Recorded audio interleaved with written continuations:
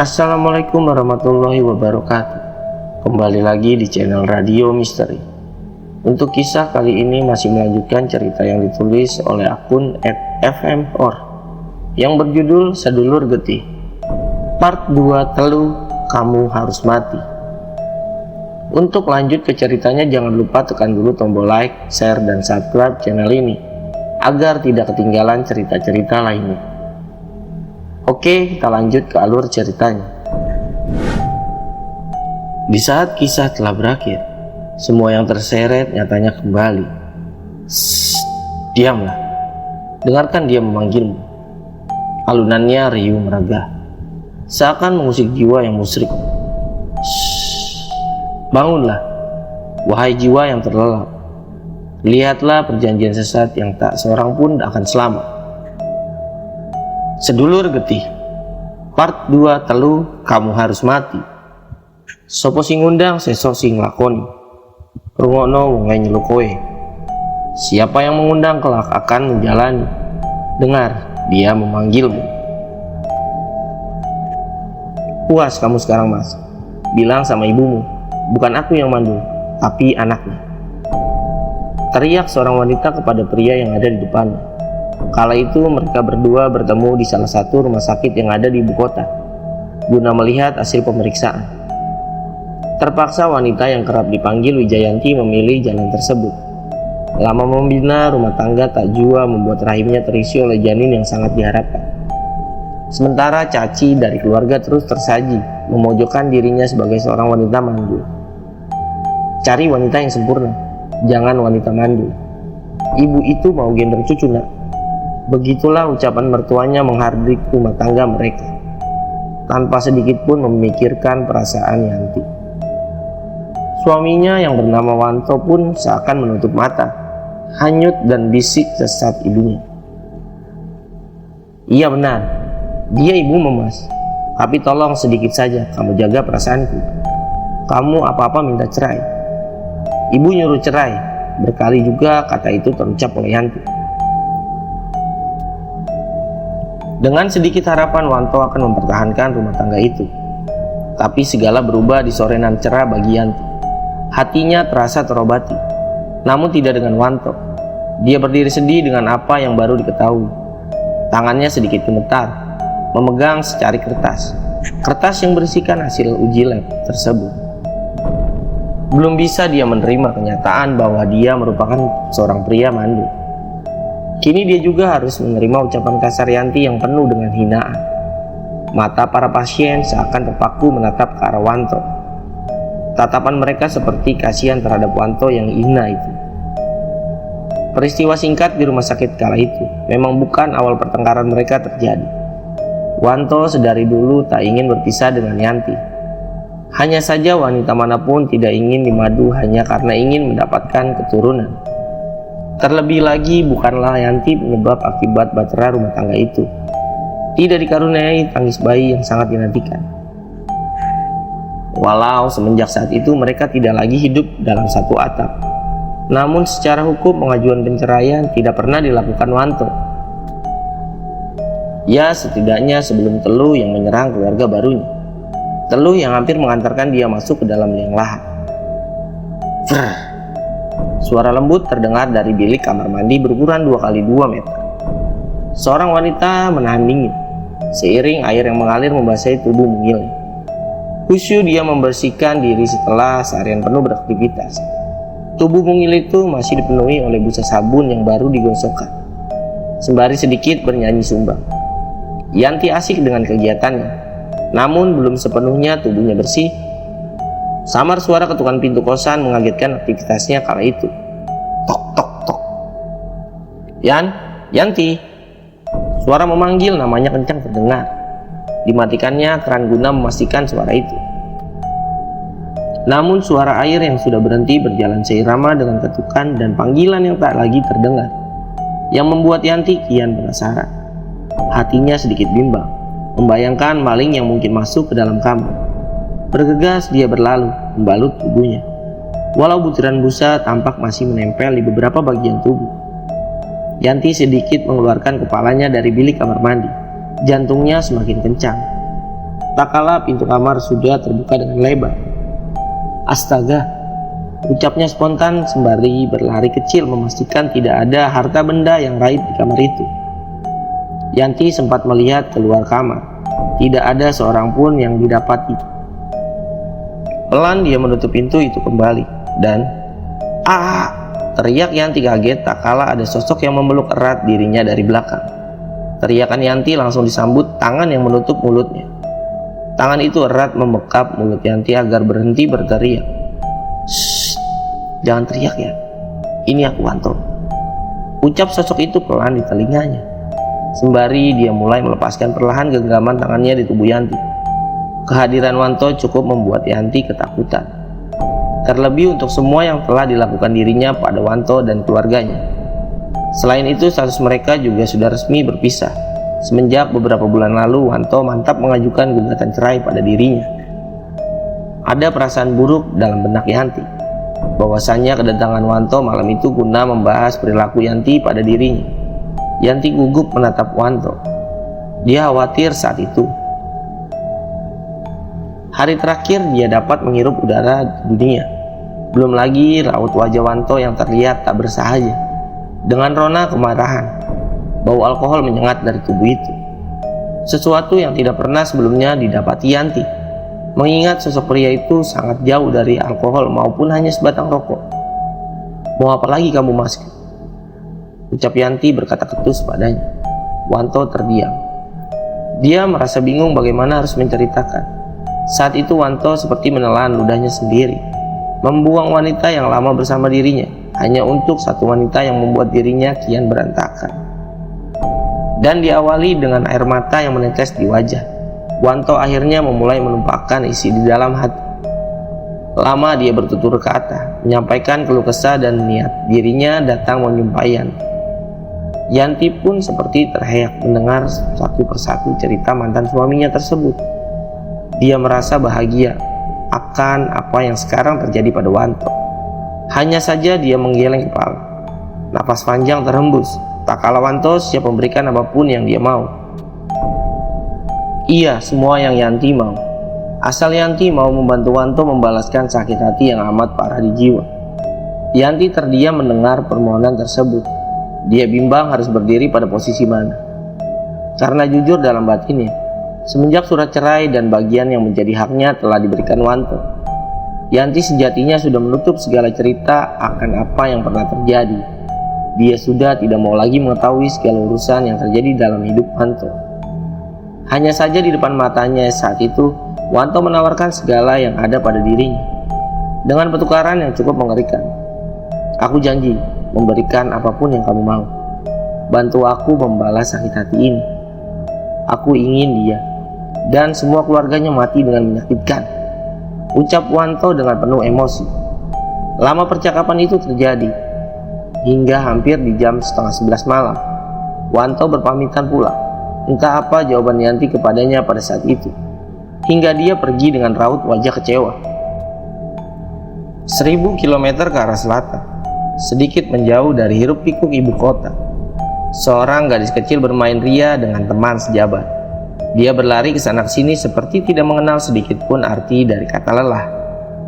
Beberapa bulan berpisah dengan ibu kandungnya tidak membuat Lena bersedih, walau sesekali keberadaan ibunya ditanya kepada Ayanda tercinta. Namun kala itu Lena seperti menemukan kehidupan baru yang lebih diinginkannya. Lena berdiri di tepian jalan dusun yang tak lebar dari 2 meter. Aktivitasnya terhenti. Tajam bocah itu menatap ke arah kendaraan roda 2 yang melaju dari arah depan. "Yeay, ayah pulang!" teriaknya kegirangan sembari berlari kecil menuju ke arah motor tersebut. "Darman," begitulah pria itu kerap disapa warga sekitar. Sosok pria yang merupakan ayah kandung Lena dan juga mantan suami dari Rina. Sore itu wajahnya sedikit bersedih, namun tetap dia paksakan tersenyum di depan putri sematawayangnya. Malah dia sempat bermain sejenak, mengajak Lena turut serta berkendara di sekitaran rumah, guna menyenangkan hati putri kesayangannya. Usai membahagiakan putrinya dengan membelikan jajanan warung, dirinya bergegas masuk ke dalam rumah. Namun langkah dirinya yang ingin masuk ke dalam kamar terhenti sejenak oleh pertanyaan ibunya di sore itu. "Bagaimana keadaan bapaknya Rina, nak?" tanya beliau kepada Darman. Darman menarik nafas, lalu menghelanya panjang. Mulutnya tertutup rapat, bingung bagaimana cara untuk menjelaskannya. Sebenarnya sudah 3 minggu ini ayahnya Rina sakit keras. Dan hingga persore tadi Darman yang datang menjenguk juga tidak mendapatkan informasi pasti perihal penyakit apa yang diderita mantan mertuanya tersebut. Bentol-bentol kecil seperti bisul menghiasi tubuh mantan mertuanya, di mana setiap benjolan itu mengalir nanah berwarna hitam yang sangat bau. Belum lagi wajah beliau terlihat menghitam seperti gosong. Jelas Darman kepada ibunya. Lebih jauh Darman menjelaskan kalau beliau juga sudah dibawa ke puskesmas dan sempat dirujuk ke rumah sakit dengan diagnos terkena liver. Darman heran melihat keadaan ayahanda Rina, karena saat menjenguk siang tadi dirinya seperti melihat penyakit itu tak lazim layaknya penyakit lain. "Maaf, penyakit kusta saja tidak sampai sebau ini," batinnya berkata.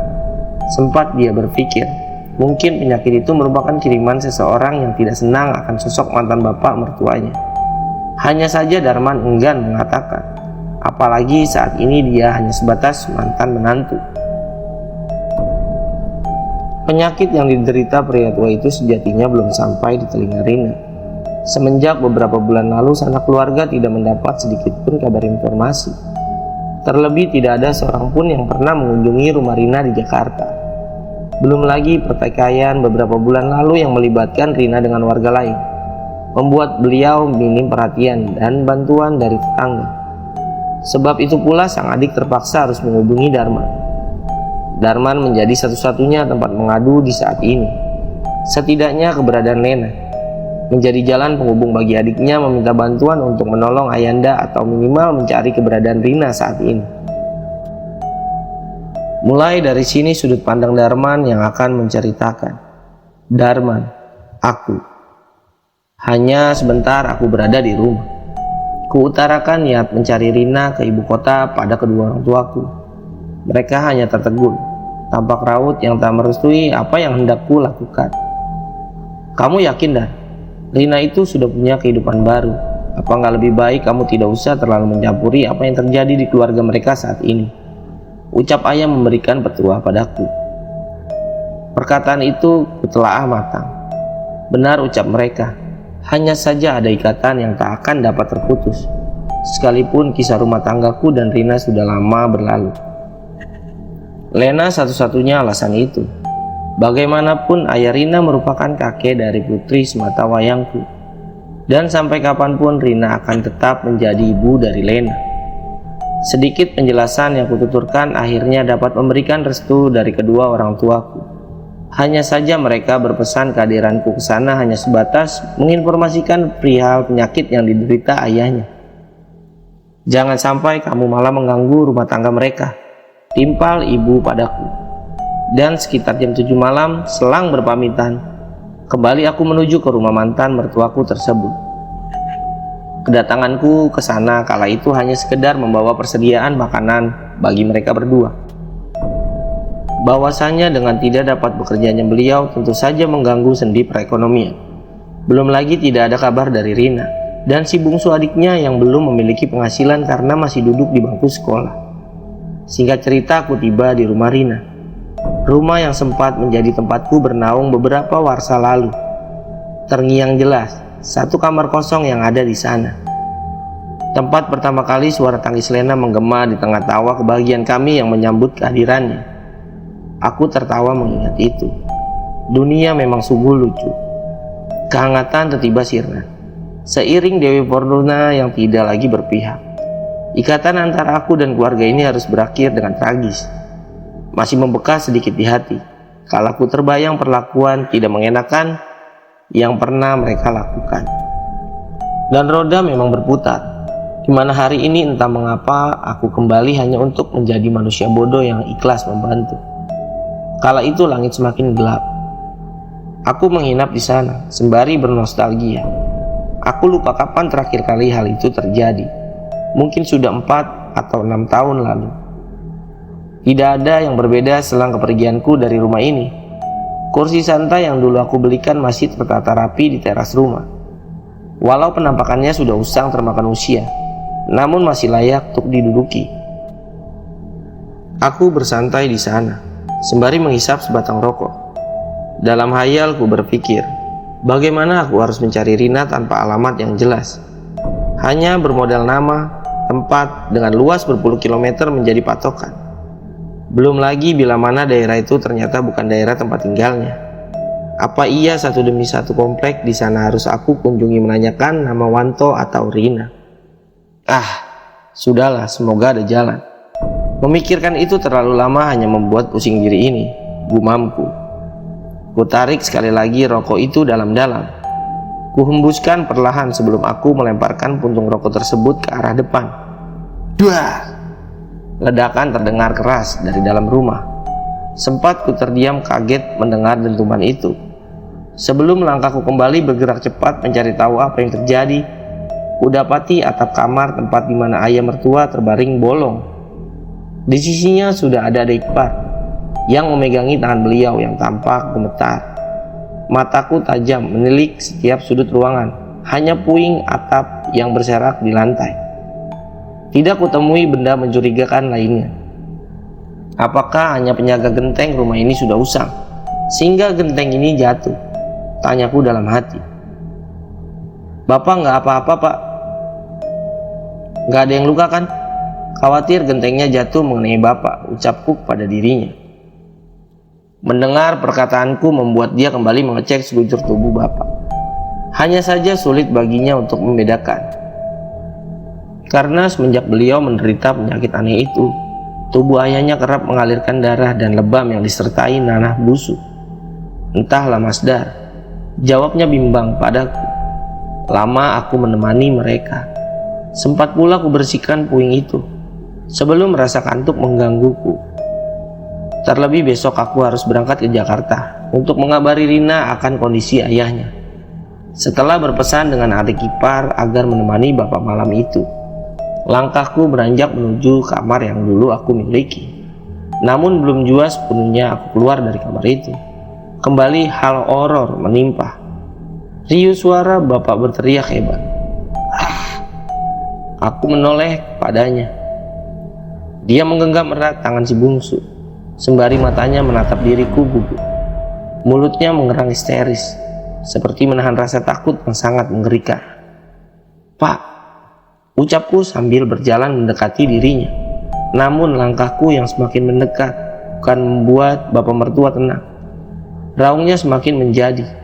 Dia malah mencengkeram tangan anak bungsunya dengan sangat kuat, yang membuat mantan adik iparku tersebut ikut menjerit kesakitan. Sontak aku sedikit panik karena aku merasa menjadi sumber ketakutan beliau. Beberapa kali aku mencoba berinteraksi mendekat kepada beliau, malah membuat dirinya semakin histeris, yang malah membuat aku bergedik ngeri. Tatapan beliau tidak berhenti melototi sedari tadi. Sungguh membuat aku tak nyaman berada di sana. Belum lagi perilakunya semakin aneh. Dia melempar, memukul apa saja yang ada di dekatnya. Bahkan anaknya sendiri juga tak luput dari amukan. Kutarik dirinya secepat mungkin, karena pria tua itu semakin meresahkan. Tangannya sedari tadi memukul wajah anak kandungnya. Pergi, pergi, kalian dari rumahku. Teriaknya melanjutkan kisah mencekam malam itu. Cari bantuan dek, pintaku segera. Dia berlari keluar guna meminta tolong pada tetangga sekitar. Kini tinggal aku dan beliau yang ada di rumah itu. Aku tetap berjaga di depan pintu kamar, tanpa berani mendekatkan jarak dengannya. Dan apa yang kulihat selanjutnya sungguh mengerikan dan hampir membuatku gila. Bahkan mengurungkan niat untuk membantu keluarga itu. Beliau semakin kencang berteriak, pergi, pergi, jangan ganggu keluargaku, gumamnya, sembari meronta terus-menerus. Dan tak hanya sampai di situ. Apa yang aku takuti akhirnya terjadi di malam hari itu. Duk, duk. Suara benturan keras terdengar. Beliau menghantamkan kepalanya ke dinding rumah berkali-kali dengan sangat keras. Darah segar bercucur terciprat memenuhi seluruh isi kamar. Kuberanikan diri ini memegangi dirinya agar dia berhenti melakukan hal gila itu. Namun kala aku mendekat, hantaman tangannya sudah cukup membuat aku jatuh terkapar. Dan kala aku terjatuh, dirinya kembali menghantukkan kepalanya. Bahkan tawanya pun kian kencang, seakan menyukai hal itu. Tragedi brutal tanpa sensor di depan mata.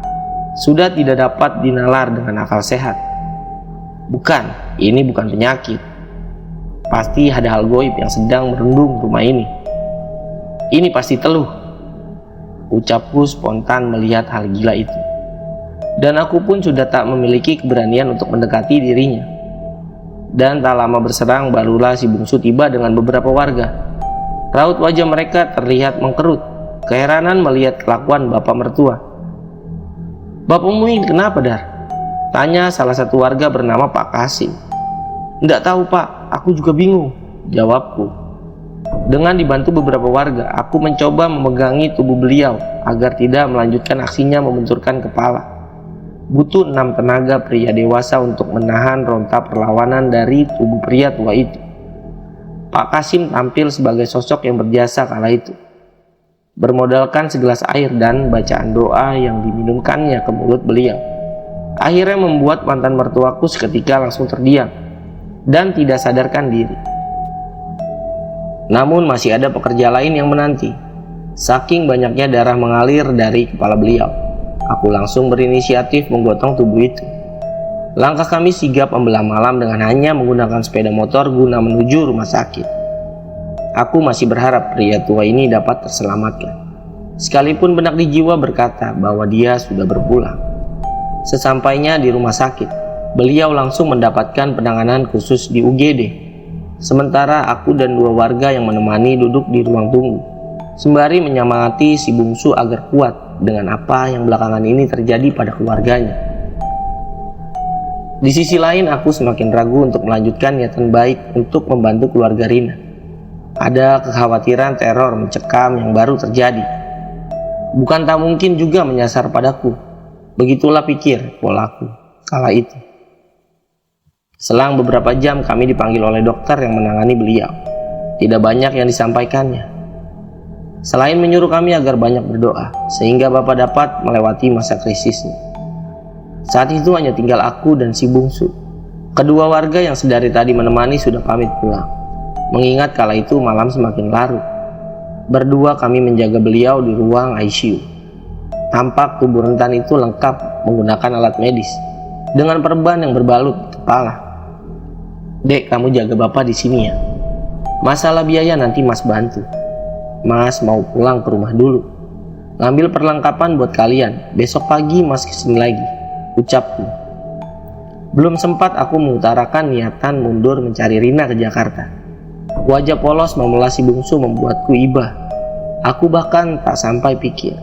Seorang laki yang beranjak dewasa itu berlutut sembari memohon padaku, "Mas Dar, maaf keluarga kami sangat merepoti. Sekali lagi mohon maaf, bantu aku untuk cari Mbak Rina," katanya memelas. Hanya hembusan nafas panjang dapat kulakukan. Berat hati ini terasa untuk ikut lebih jauh mencampuri sesuatu yang bukan urusanku. "Iya, Mas coba bawa mbakmu pulang," jelasku berusaha menenangkan dirinya. Hanya saja sekalipun lisanku tegas berkata layaknya pria, namun dalam pikirku masih sedikit terusik dengan jawaban terpaksa yang baru saja terlontarkan dari mulut ini. Entahlah, aku pun tak dapat menjamin perkataan ini akan membawa dampak baik atau buruk bagiku di kemudian hari nanti. Kutilik jam sudah menunjukkan 1:30 malam. Bergegas aku pergi meninggalkan mereka. Aku keluar dari kamar dengan kondisi si bungsu telah terlelap di lantai dengan beralaskan tikar tipis. Kututup pintu itu perlahan agar tidak mengusik mimpi indah mereka. Baru beberapa langkah aku pergi. Langkah kaki dari arah belakang terdengar di keningan. Tak, tak, tak. Suara nyaring dorongan pintu terdengar. Kubalikan badan melihat siapa sosok yang sepertinya masuk di ruang ICU itu. Samar terlihat perawakan wanita menggunakan baju dinas. "Suster?" tanyaku penasaran. Aku terdiam mematung sembari menatap pintu itu. guna menunggu suster itu keluar dari dalam sana. Kali ada yang sesuatu yang mau disampaikan, baik itu perihal kesehatan bapak maupun masalah administrasi. Begitulah pikirku menerawang. 5 menit aku menanti sosok itu tak kunjung keluar, yang semakin membuat aku penasaran dan melangkah kembali ke kamar itu. Kubuka pintu itu perlahan. Terlihat si bungsu masih terlelap. Hanya saja kenapa orden pasien menutupi ranjang? Apa bapak lagi diperiksa? Aku bergedik dan tak berani melangkah masuk ke dalam.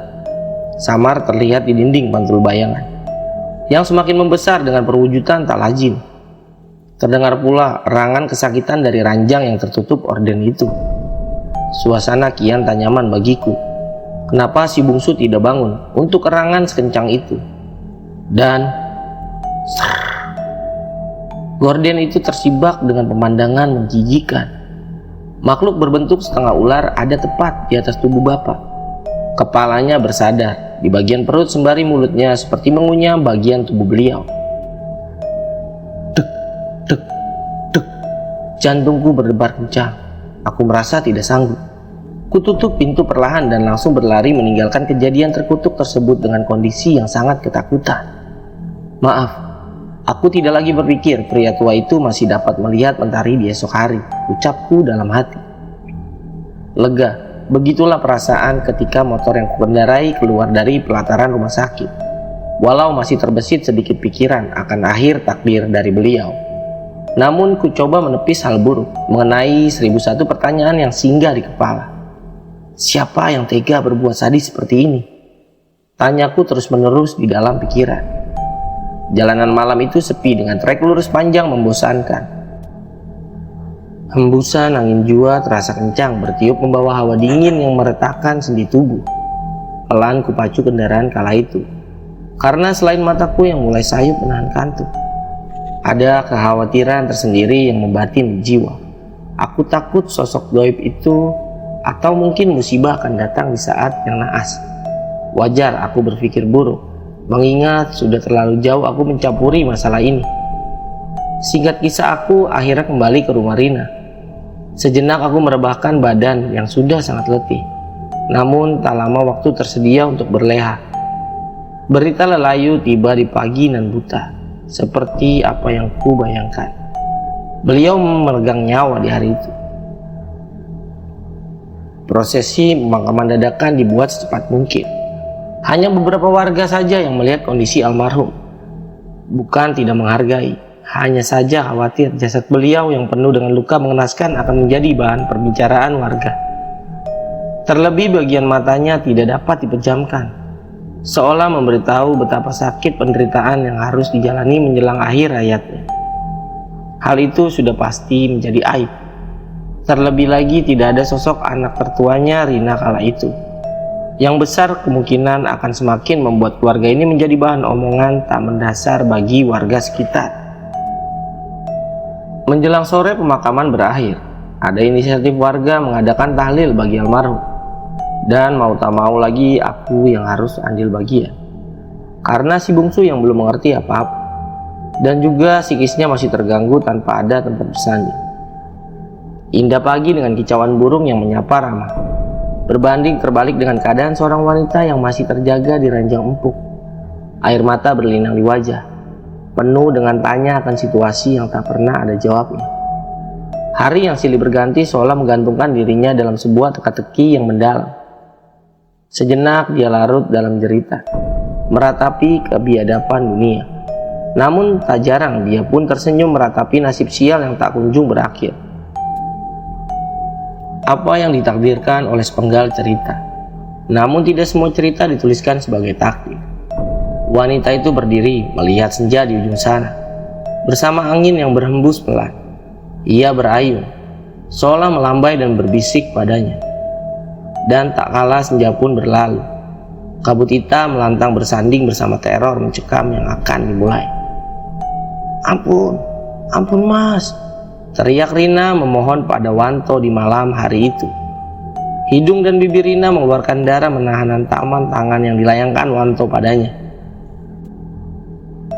Ampun mas, maafin Rina. Mohonnya terus-menerus. Hah? Maaf. Maaf katamu. Aku akan maafin kamu setelah kamu mampus perlahan. Balas Wanto padanya. Anak siapa itu loh? Bilang anak siapa? Murahan kamu anjing. Caci Wanto sembari melayangkan tamparan kembali ke wajah Rina. Rina terkapar. Tangannya memegangi perutnya yang membesar karena rasa nyeri yang teramat sangat. Tetesan darah mengalir dari sela pahanya. Wanto menatap Rina. Wajahnya penuh dengan rasa dendam. Kembali Wanto menjambak rambut Rina, lalu mengangkat kepala itu dengan kasar ke arah wajahnya sembari mencium bibir Rina yang berlumur darah. Jangan mati dulu. Aku mau anak ini lahir melihat ibunya mati dengan perlahan, bisik Wanto. Wanto lalu meninggalkan Rina dalam keadaan babak belur. Dia terkapar pingsan dalam kehororan perilaku Wanto. Rina tidak tahu bahwasannya apa yang dihadapinya. Hari ini baru awal dari segala petaka yang dibuatnya sendiri. Sesuatu yang lebih menakutkan di depan telah menunggunya. Baik sudut pandang Rina. Pagi itu aku terbangun dengan keadaan tubuh yang terasa remuk. Hampir di sekujur tubuh nyeri menyegat yang membuatku tidak bisa beranjak sedikit pun dari keranjang ini. Kudapati tubuh penuh luka memar membiru. Hanya saja posisi diriku terakhir pingsan berbeda dengan saat aku terbangun. Baju yang kukenakan juga tak lagi sama. Kutatap ke arah lantai tempat peristiwa kemarin terjadi. Tidak ada lagi kucuran darah segar menempel. Wanto sepertinya membersihkan segalanya. Dia seperti menunaikan janji. Tak ingin melihatku segera menemui ajal. Aku bergedik, merinding ketakutan. Merasa trauma membayangkan dia akan melakukan hal yang sama nanti malam. Terlebih kaki kiri ini dilingkarinya dengan rantai tergembok. Iya, dia memasuk aku di kamar belakang yang horor itu. Ku lemparkan makanan yang ada di samping tempatku berbaring. Kenapa psikopat ini tidak membunuhku saja? Pintaku sembari menangis. Andai saja aku mendengar Yanti, mungkin aku akan hidup tenang bersama Bapak saat ini. Gumamku kembali. Tidak ada jalan bagiku untuk kabur. Badanku yang sakit ditambah pasung rantai ini hanya membuat aku terduduk meratapi nasib. Belum lagi alat komunikasiku juga disita olehnya. Aku sangat ingin mati saat ini. Mas Wanto, bunuh aku. Tolong bunuh aku. Jeritku kala itu penuh dengan rasa frustasi. Aku benci kala malam tiba. Suasana horor kian kental terasa. Krrr. Suara pintu gerbang yang terbuka menjadi tanda harian mimpi buruk akan menjadi nyata. Mas Wanto selalu mencaci maki aku. Tangannya kerap melayang di wajah hari demi hari. Tak jarang dia juga melepaskan syahwat secara brutal, memperkosaku layaknya binatang. Perlakuannya seolah membuat diriku tak ubah wanita murahan yang dapat diperlakukan semau dirinya. Hingga kehamilan ini memasuki usia 6 bulan. Sesuatu yang ganjil terasa dalam diriku. Sesuatu yang hitam kembali ke rumah ini. Aku hanya termenung, berpikir agar dapat kabur dari mimpi buruk. Namun belum sempat terbesit bagaimana cara merealisasikannya. Sesuatu seperti menyentak, mengingatkan kembali akan sosok tak kasat mata di kamar tempat aku disekap. Kembali bulu halusku bergedik, merasakan ada sosok lain yang kini hadir bersamaku. Lama terasa aku tidak mendengar bunyi itu.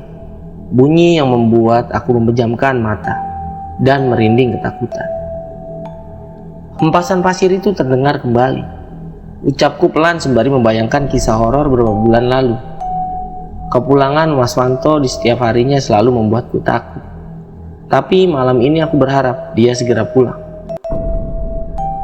Terlebih pintu itu kembali tergedor, seperti ingin menunjukkan kengerian di luar kamar ini.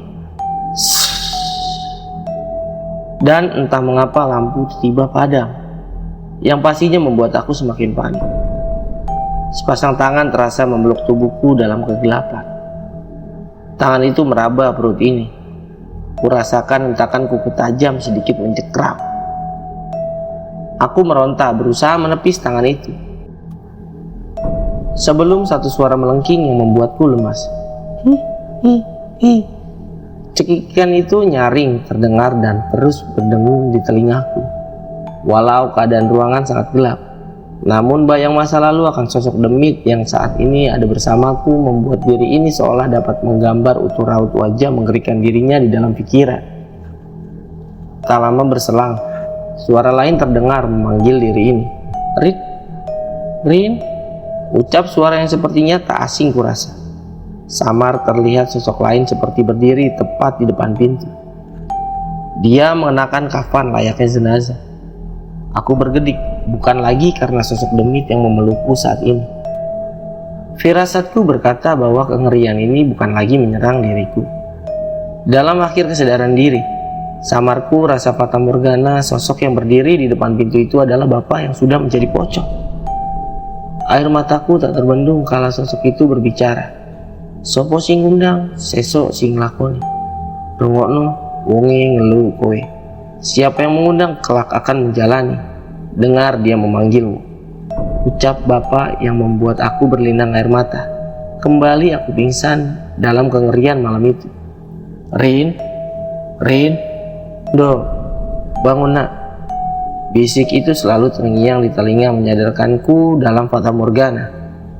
Hampir setiap hari bapak hadir dalam mimpi, memohon sesuatu hal yang tak dapat kupahami. Wajah beliau tampak lesu, pucat seperti lelah menanggung beban yang teramat besar. Beliau selalu menangis, memohon maaf dan berpesan agar aku segera mengakhiri apa yang telah kumulai. Tak pernah kuduga, niat balas dendam yang sudah matang kurencanakan malah menjadi bumerang yang menghancurkan diriku secara perlahan.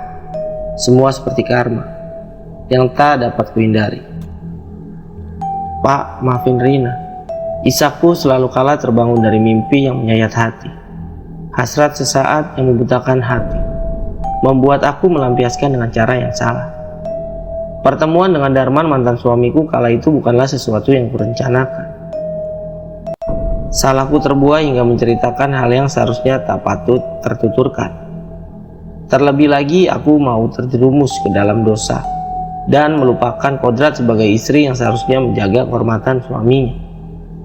Dan sampai aku kembali bertemu Yanti, semua telah terlambat. Tak pernah terbesik Mas Wanto akan membalas kesalahanku dengan sekejam ini. Memasuki usia kandungan 7 bulan, aku sudah tidak merasakan nikmatnya arti kehidupan. Teror horor dari perilaku Mas Wanto maupun demit biadab rutin ku terima hari lepas hari, yang membuat aku mulai kehilangan akal sehat. Andai bisa aku pilih kematian, sudah pasti aku akan meminta. Pagi itu Mas Wanto datang dengan wajah yang sedikit murung.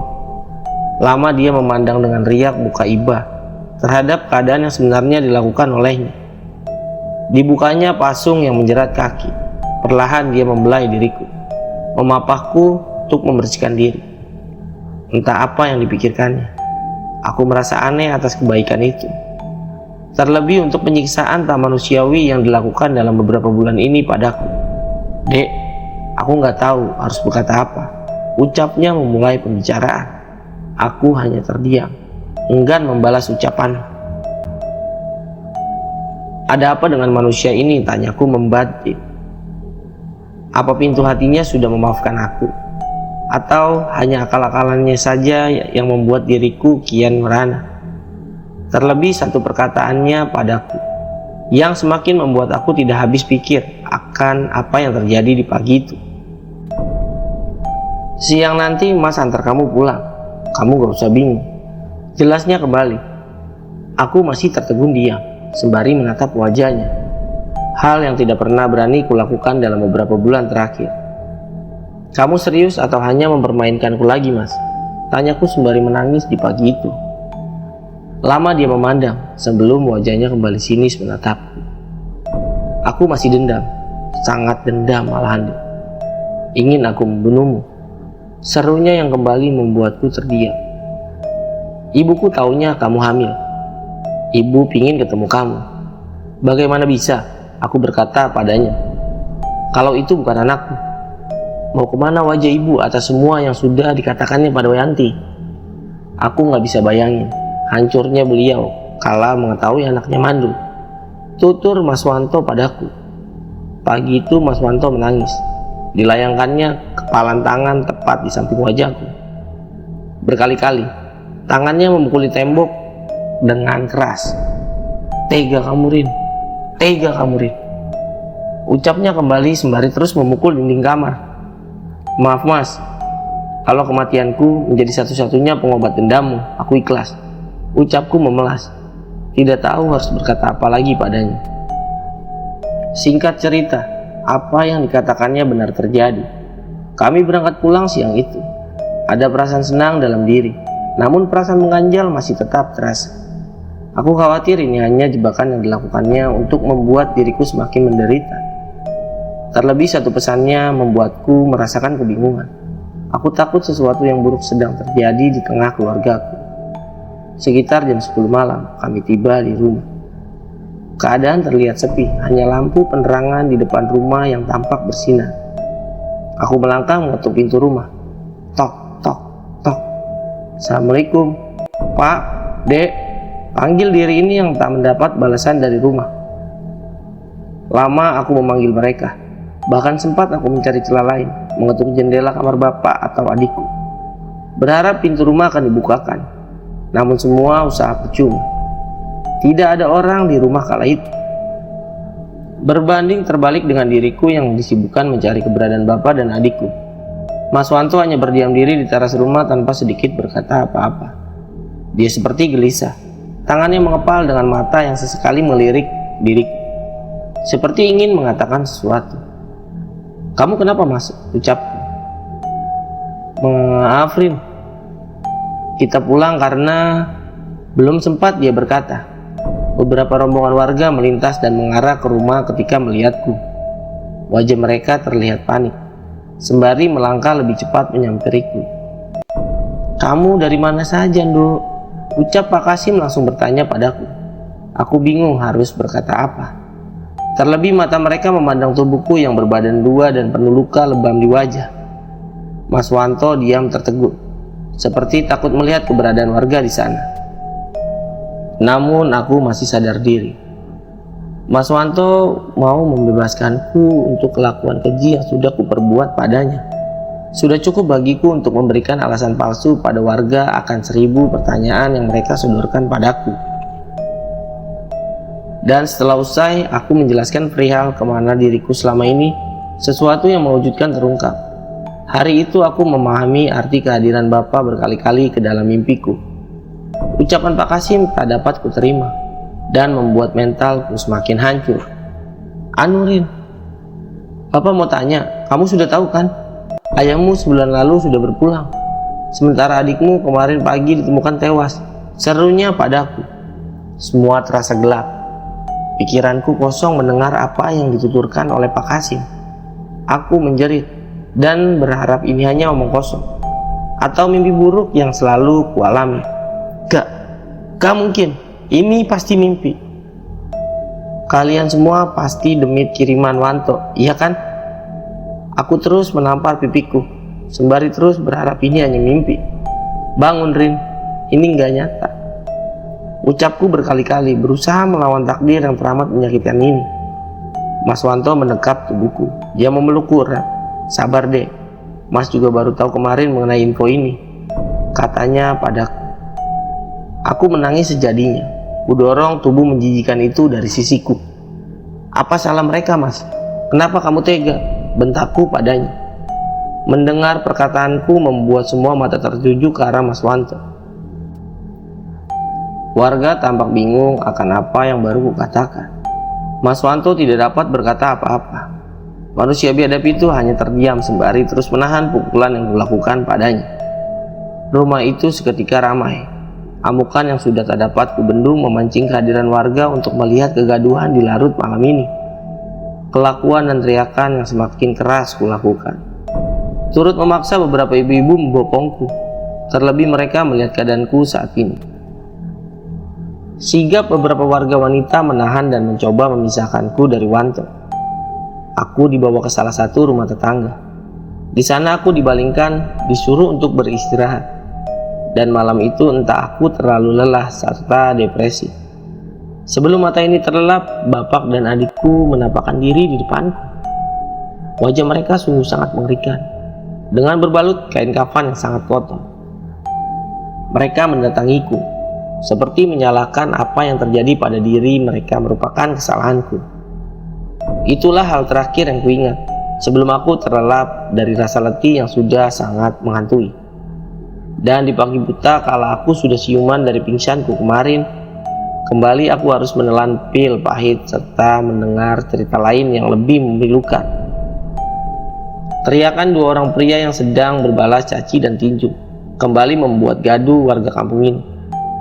Badanku masih terasa lemas, namun aku harus mendapati Mas Wanto dan Mas Darman sedang berkelahi di depan rumah. Ada rasa senang melihat Mas Darman hadir di sana. Terlihat dia adalah ayah dari anak yang ada di perut ini. Namun aku juga takut karena manusia yang kusakiti hatinya juga ada di sana. Dan seperti hendak ingin membuat perhitungan pada Dharma. Nyaris seperti kain ini menjurus ke arah anarkis. Namun semua dapat teratasi kalau warga kampung menyuruh Darman pergi dari sana. Namun di luar dugaan Mas Darman malah kembali membawa rekan-rekannya mengepung rumah itu. Mas Darman tidak dapat menerima perlakuan Mas Wanto padanya. Wajar saja, karena dia belum mengetahui apa yang terjadi padaku. Dan pertemuan mereka pagi itu langsung diartikan Wanto sebagai ajang balas dendam. Amarahnya tidak dapat terbendung kala Darman memperkenalkan diri sebagai mantan suamiku. Perkataan Darman padanya sudah cukup membuat Wanto naik pitam dan berasumsi bahwa dialah sosok yang sudah merusak keharmonisan rumah tangga kami.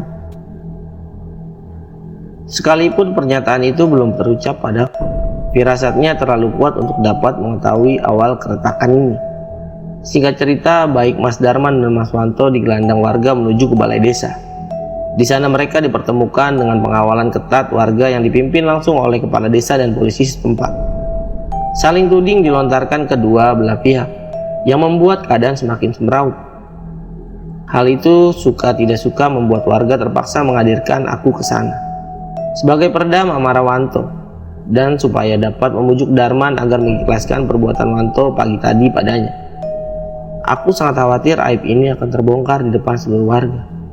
Namun aku tidak bisa menolak karena semua sudah mengarah padaku. Untungnya saat itu Mas Wanto sama sekali tidak menyinggung soal anak di perutku. Sementara Mas Darman sedikit kecewa. Dia terkejut melihat kehamilan ini. Tak salah baginya kecewa, karena aku tahu dia masih mencintaiku. Dan dia pastinya masih berpikir anak ini merupakan hasil pernikahanku dengan Mas Wanto. Akhir perdebatan itu akhirnya dapat diselesaikan dengan legowonya Darman. Sementara Wanto diharuskan memberikan sejumlah uang damai untuk Darman berobat kala itu. Hatiku sedikit tenang. Kekhawatiran akan aib masih dapat tertutup dengan rapat. Hanya saja selesai dari sini apa yang akan terjadi padaku. Apakah Wanto akan kembali menyiksaku di rumah? Apa yang harusnya kulakukan? Tidak mungkin juga aku pergi bersama Darman. Apa yang akan warga katakan nanti? Sudah pasti aku akan menjawab bual-bualan omongan sadis dari mereka bila itu sampai terjadi.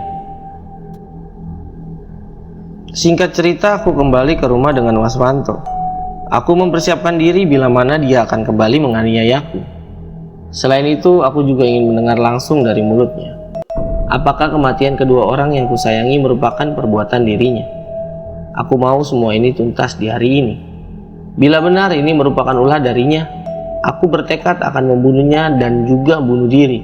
Hanya itu jalan keluar yang ada di pikirku. Baru selangkah kaki kami masuk ke dalam rumah. Belum sempat hal lain untuk dilakukan. Mas Wanto sudah mencecar pertanyaan yang sedari tadi mengganjal di batinnya. Dia bapak anak yang dikandung Muri? Tanyanya. Iya, kataku tegas menjawab pertanyaannya. Apa kamu yang ada di balik kematian adik dan bapak? Tanyaku balik padanya. Mas Wanto terdiam. Dia memandangku dengan sedikit gugup. Benar kamu yang melakukannya, Mas. Anjing, kenapa kamu tega? Teriakku kembali mengulang pertanyaan. Hanya senyum tipis yang dilakukannya sebagai jawaban atas pertanyaan itu. Seolah mengatakan iya secara terselubung padaku.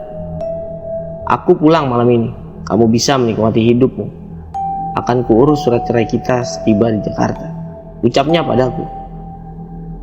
Dilemparkannya sejumlah uang ke arahku. Kita berakhir di sini. Ambil uang itu buat berobatmu. Nanti akan kuberikan lagi sebagai tanda maaf dariku. Satu pesanku padamu, jangan pernah kembali ke pria yang sudah berpisah darimu. Jadi wanita yang punya sedikit harga diri. Nikmat apa yang kini engkau hadapi? Karena masih jauh lebih baik dari apa yang telah engkau perbuat. Aku pulang, jaga dirimu. Mungkin nanti engkau yang akan mati selanjutnya. Ketus ucapnya padaku sembari pergi meninggalkan rumah ini. Dia seakan memberi peringatan keras padaku. Karena sesaat setelah semakin malam menghitam, omongan tersebut seolah langsung terjadi. Badanku terbakar, sungguh panas, terasa hingga membuat kulit dan tangan kakiku melepuh bak disiram minyak panas. Aku merintih, menahan luka di sekujur tubuh. Belum lagi ada sesuatu yang seperti menjalar di tubuh. Bukan gerakan bayi yang ada di perut. Aku merasa ada binatang yang seperti menggerogoti tubuh ini dari dalam. Tubuh ini kian kesakitan. Rasa panas yang sangat menyengat harus ditambah gatal yang membuatku semakin meronta. Kugaruki tangan, punggung, bahkan perut, yang membuat luka semakin menganga di sekujur tubuh. Kasur ini dengan cepat terbanjiri tetesan darah yang mengalir dari tubuh. Keadaanku semakin lemah, namun tangan ini tak dapat berhenti untuk terus menggaruk sekujur tubuh. Sudah tiba waktu berpulang. Aku mohon ampun kepada Sang Pencipta. Bila memang hari ini aku harus mati, aku ikhlas menjalani. Mata mulai berkunang, melihat samar sekitar. Dalam keadaan sekaratul maut yang kujalani, sekelebat sosok masuk. Dia, kenapa dia kembali? Tanyaku. Wanto menatapku di depan pintu kamar. Dia seperti berkata, namun aku sudah tidak dapat mendengar caci yang mungkin terucap. Apa dia ingin melihat kematian ini? Kataku dalam batin. Bunda bangun, Pak, ucap Lena kepada Mas Darman. Aku tidak dapat memahami alur cerita detail. Kenapa dan siapa yang membawaku ke rumah sakit? Mata ini terbuka dengan Lena, dan Mas Darman yang sudah berdiri tepat di samping diri ini terbaring. Tampak wajah Lena bersedih, melihat keadaanku yang semeraut penuh dengan luka buruk menganga. Kulihat dia menangis. Bunda, kenapa? Jangan tinggalin lagi, pintanya padaku, yang langsung membuatku terharu dan turut menangis sembari mengelus wajahnya. Mas Darman coba menenangkan kami berdua. Terlebih di ruangan itu bukan saja aku yang terbaring pesakitan di sana. Ada pasien lain yang juga membutuhkan ketenangan untuk kesehatan mereka. Dibawanya Lena keluar guna menitipkan kepada ibu mertuaku dulu. Ya, dia juga menghadiri menjenguk aku pada saat itu. Tak lama berselang, Mas Darman kembali masuk menemani. Ditatapnya seluruh luka yang ada di tubuh ini. Raut wajahnya mengibah, seperti mengasihani keadaan diriku. Ada yang Mas mau omongin, Den? Katanya pelan sembari menarik kursi mendekatkan diri. Aku tidak langsung menggubris ucapannya. Dan belum ada niatan memberitahu anak yang sedang kukandung merupakan darah dagingnya. Aku masih trauma dengan apa yang terjadi. Terlebih rasa gatal dan panas di kulit ini tidak sedikit pun berkurang. Tubuhku terasa sangat sakit sekalipun hanya sekedar sedikit berbicara. Maaf bila menyakitimu. Aku tahu kondisimu sekarang tidak baik, tapi harus kukatakan sebelum semua terlambat. Ucapnya kembali padaku. Mas merasa ada yang tidak beres dengan apa yang sedang menaungi keluargamu. Berpulangnya bapak dan adik sungguh sangat tidak wajar. Serunya pelan seperti berbisik padaku. Aku langsung menolehkan pandangan melirik ke arah Mas Darman. Maksudnya bagaimana, Mas? Kataku dengan suara sedikit serak. Bapak dan adikmu mati dengan luka yang sama dengan apa yang kamu rasakan saat ini. Sekujur tubuh mereka seperti hangus terbakar, penuh dengan borok yang menganga. Aku khawatir kamu yang jadi korban selanjutnya. Dan tak menutup kemungkinan Lena pun bisa terkena. Pungkasnya menjelaskan masalah itu dengan serius. Mendengar perkataan Mas Darman sudah pasti membuatku panik ketakutan. Aku sudah tidak peduli detik ini aku yang harus mati. Tapi tidak dengan anakku. Aku khawatir apa yang dikatakan Mas Darman akan menjadi kenyataan. Dan saat itu mulai kujabarkan rentetan tragedi. Dimulai dari kehadiran mantan istri Mas Wanto untuk memberikan peringatan padaku, hingga penganiayaan yang dilakukannya. Seketika kulihat muka Mas Darman memerah. Tanpa dia sadari, mulutnya spontan memaki dan menyumpah Wanto. "Asu, kenapa kamu gak bilang kemarin waktu aku ke rumah Dek? Pasti aku matiin dia," kata Mas Darman kepadaku. "Sudah lama semua salahku," jawabku padanya. "Kalau saja kita tidak melakukannya waktu itu, mungkin aku tidak akan seperti ini," seruku yang seketika membuat Mas Darman sedikit bingung. "Maksudmu Dek?" tanyanya heran. Pelanku bertutur padanya. Kurai tangan Mas Darman sembari meletakkan tepat di atas perutku. "Aku berharap ini anak Mas Wanto, tapi dia mandul Mas. Itu yang membuat dia bercerai dengan istrinya." Mas Darman semakin keheranan. Dia menatapku dengan sangat serius. Keringat tampak di wajah seolah tidak siap mendengar apa yang segera kukatakan padanya. "Apa yang hendak kau sampaikan?" bisiknya pelan. "Ini anakmu. Tidak ada pria lain selain Wanto dan kamu yang melakukan hal itu bersama. Dengan tahunya aku Mas Wanto ternyata mandul. Sudah dapat dipastikan kamulah bapak dari anak yang ada di rahim itu saat ini." Jelasku mendetail permasalahan itu padanya. Mas Darman menarik tangannya menjauh dari perutku. "Jangan bohong kamu," ucapnya dengan sedikit membentak. Wajahnya terlihat kesal dengan apa yang kukatakan. Perkataan keras Mas Darman juga langsung menghebohkan sisir. Pasien lain tampak menoleh ke kamar. Aku menjadi kesal dengan diriku sendiri. Aku terlalu bodoh bermain api, dan kini aku harus menelan malu. Bagaimana nasib anak ini kelak bila Mas Darman yang kuyakini sebagai orang yang harus bertanggung jawab malah enggan mengakui dan turut menganggap diri ini berbohong? "Kamu jangan berbohong. Pasti ulah kamu kan ya?" bentak Wanto pada Yanti. Yanti tampak bingung. Sore itu Wanto datang dengan luapan emosi. Belum lagi didapatinya wajah dan tangan Wanto tampak kotor dengan luka borok. "Apalagi Mas, aku sudah gak mau berhubungan dengan sesuatu yang ada sangkut pautnya sama kamu. Paham kamu?" balasnya. "Sudahlah, ini perbuatan kamu kan? Belum cukup teror yang kamu lakukan ke aku. Ayah dan adik Rina sudah mati. Apa kamu masih mau tunggu Rina dan aku juga mati?" bentak Wanto kembali. Lama perdebatan itu terjadi, hingga akhirnya satu gelengan kepala dan perkataan maaf terucap dari mulut Yanti. Yanti tidak mau melanjutkan debat kusir yang hanya menjadi tontonan orang lain. Karena desakan Wanto, Yanti akhirnya menuruti perintah Wanto untuk menemui dukun yang pernah dimintainya untuk mengirimkan teluh. Tabir misteri semakin terkuat. Kala mereka akhirnya tiba dan menemui seorang yang dipanggil Yanti dengan sebutan Bahui. Wanita tua yang mungkin sudah berumur di atas 70 tahunan. Wanto geram melihat wanita tua dan Yanti malam itu. Hanya saja ada keinginan dalam hatinya untuk membebaskan Rina dan juga dirinya. Karena semenjak kepulangannya dari rumah Rina, kulitnya terasa panas dan gatal. Malah seminggu dari kejadian itu banyak luka borok di tubuhnya. "Ini siapa Cuk? Baunya sungguh busuk. Bentar lagi juga mati," katanya tanpa basa-basi. Lama obrolan itu berlangsung. Jantung Wanto tak berhenti berdentum kencang. Setiap perkataan Bawi membuat dia semakin bergedik. Sudah tidak ada yang dapat dilakukan selain hanya menunggu kematian, ucapnya pada Wanto malam itu. "Harusnya kamu koreksi diri. Sampai sesuatu yang busuk bersemayam di tubuhmu, aku tidak bisa narik teluh itu. Jaga keluargamu. Semua yang ada hubungan darah dari garis keturunan akan mati tragis menunggu antrian. Itulah teluh sedulur getih," ujarnya kembali kepada Wanto. Wanto tak dapat berbuat apa-apa.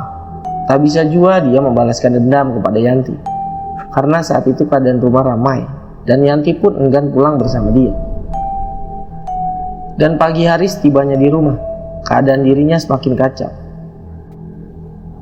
Belum selesai urusan borok pada tubuhnya, dirinya harus dipusingkan dengan SMS yang menginformasikan ibunda tercinta dalam kondisi sekarat di rumah sakit. Saat itu Wanto bergegas menuju ke rumah sakit. Rencana awal untuk kembali menjemput Rina terlupa. Dirinya hanya fokus pada malaikat yang saat ini terbaring lemah di rumah sakit. Dan Wanto pun tak sampai habis pikir kala melihat ibunda tercinta sakit karena sebab yang sama. Tubuh wanita tua itu juga dipenuhi dengan luka borok yang menjijikan. Wanto terduduk, melihat apa yang tersaji di depan mata. Teluh ini ingin menghabisi seluruh keluarga Rina dan aku. Hanya itu yang aku pahami. Namun siapa yang tega melakukan ini semua pada kami? Hari itu Wanto hanya menghabiskan waktu menjaga ibunda tercinta. Padahal dirinya pun dalam keadaan sakit dan harus menahan rasa panas dan gatal di tubuh. Namun satu keajaiban kembali menaungi. Tak kala sore tiba, dia bertemu dengan sosok pria parubaya yang sedang menemani anaknya di rumah sakit yang sama. Sosok tersebut merupakan orang yang dulu juga menolong dirinya. Iya, Ustadz Malik. Ada di waktu yang tepat. Beliau ada di sana bukan karena diundang, tapi sedang menjaga anaknya yang dirawat. Dan singkat cerita, berawal dari pertemuan tersebut, nyawa dari Wanto serta ibundanya dapat terselamatkan. Kembali Ustadz Malik menjadi perantara atas ridho Allah guna menyembuhkan Wanto dan ibunya. Dan apa yang dituturkan oleh Ustadz Malik membuat Wanto harus bergerak cepat. Saat itu bisa saja Wanto membiarkan Rina membusuk menunggu kematian.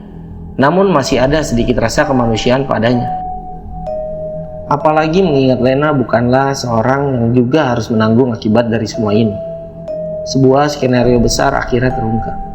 Ustadz Malik bisa memprediksi arah jalan dan tujuan kemana Teluh ini ingin digiring. Kurang lebih 3 minggu selang kepulangan dari rumah Rina, kehidupan Wanto kembali normal, dan Ustadz Malik menjadi orang yang membuat Wanto tersadar.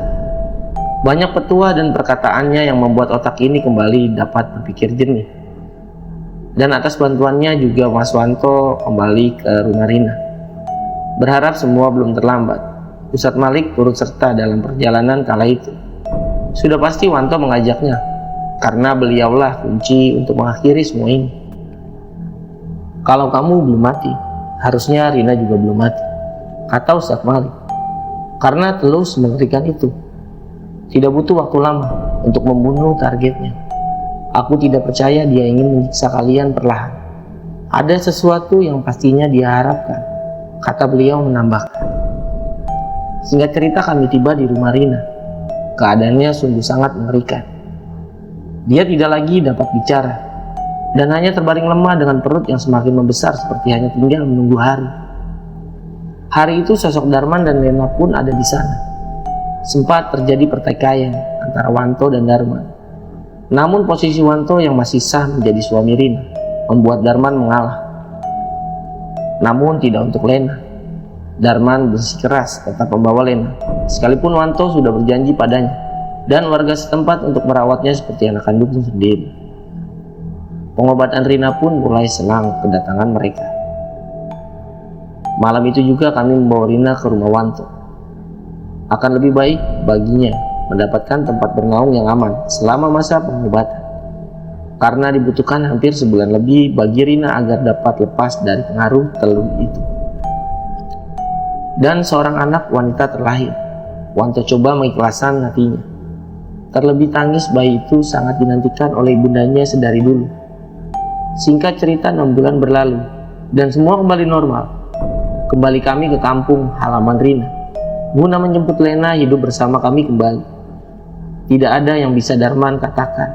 Satu tamparanku bersarang di wajahnya saat dia masih mencoba berucap berbohong membela dirinya. Aku sudah tahu kamu. Jangan sekali-sekali kau ganggu keluargaku lagi, ucapku Rina pada Darman. Darmanlah yang mengirimkan Teluh itu pada kami dengan maksud membalas perlakuan keluargaku pada dirinya di masa lalu. Sementara di luar dugaannya kala melihat aku hamil. Ada niatan dalam dirinya untuk mendapatkan harta Mas Wanto pula.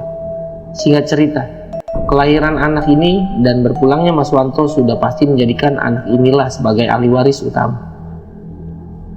Namun itu hanya bayangan pikiran yang ada di kepala, karena sampai saat ini dia tidak pernah mengakui perbuatannya.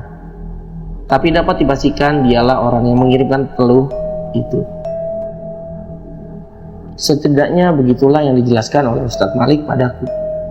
Begitu pula dengan penuturan Mas Wanto kala pergi menemui Mbah Wi, dukun yang sempat dipergunakan jasanya oleh Yanti. Santet kiriman Yanti yang sudah sirna kalau Ustadz Malik menetralisir dan membakar Teluh itu. Dan apa yang dikatakan Mbak Wik pada malam itu bahwa bukan dia yang mengirimkan Teluh tersebut, dan dia pun enggan membantu. karena level dari telur tersebut di luar kemampuan dirinya. Dan mohon maaf bila cerita ini tidak sepenuhnya saya detailkan, karena saking tertariknya saya akan kehidupan seseorang yang memang sangat dekat sama hidup saya. Oke teman-teman, sekian saya sampaikan dari kisah ini. Semoga yang saya sampaikan dari kisah ini dapat pembelajaran untuk kita semua. Dan untuk teman-teman yang baru bergabung, jangan lupa like, share, dan subscribe channel ini agar channel ini bisa terus berkembang. Nantikan kisah-kisah berikutnya tetap di channel Radio Misteri.